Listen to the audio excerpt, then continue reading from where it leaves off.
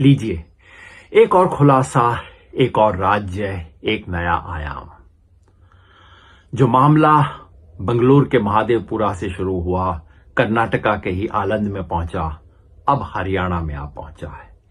पहले बात सिर्फ एक कॉन्स्टिट्यूएंसी की थी, अब बात पूरे राज्य की है। पहले सवाल कुछ हजार वोटों की हेराफेरी का था, अब मामला 25 लाख का है। पहले आरोप कुछ फर्जी एडिशन का था, फिर आरोप व्यवस्थित रूप से डिलीशन करवाने के खेल का था, अब फोटो के प्रमाण सहित डुप्लीकेट्स का है। किसी ब्राजील के मॉडल को 22 बार 10 अलग अलग बूथ पे वोट देने को कहा गया है। एक ही महिला के 200 जगह पे फोटो हैं, अलग अलग नाम से है। ये सामान्य गलती नहीं है, ये व्यवस्थित खेल है। लोकसभा चुनाव से पहले और फिर लोकसभा चुनाव के हार के बाद बीजेपी ने पलट के हरियाणा में कुछ बहुत बड़ा खेल किया है। याद रखिए, इशारा यह भी है कि 3.5 लाख वोट विधानसभा चुनाव से जस्ट पहले काटे गए हैं।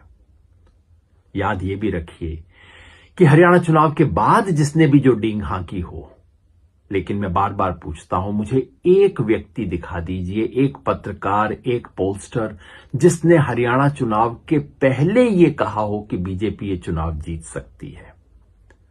दाल में कुछ काला था, सबको लग रहा था। अब प्रमाण है, देश के सामने है, अब बॉल इलेक्शन कमीशन के पाले में है।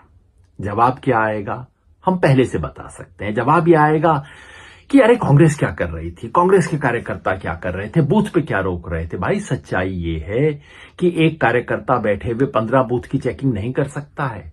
सच्चाई ये है कि जो लिस्ट 15 दिन पहले वेबसाइट पे डाली जाती है, जो लिस्ट 1 महीना पहले कैंडिडेट्स को दी जाती है और जो लिस्ट पोलिंग बूथ पे आती है, उसमें फर्क होता है।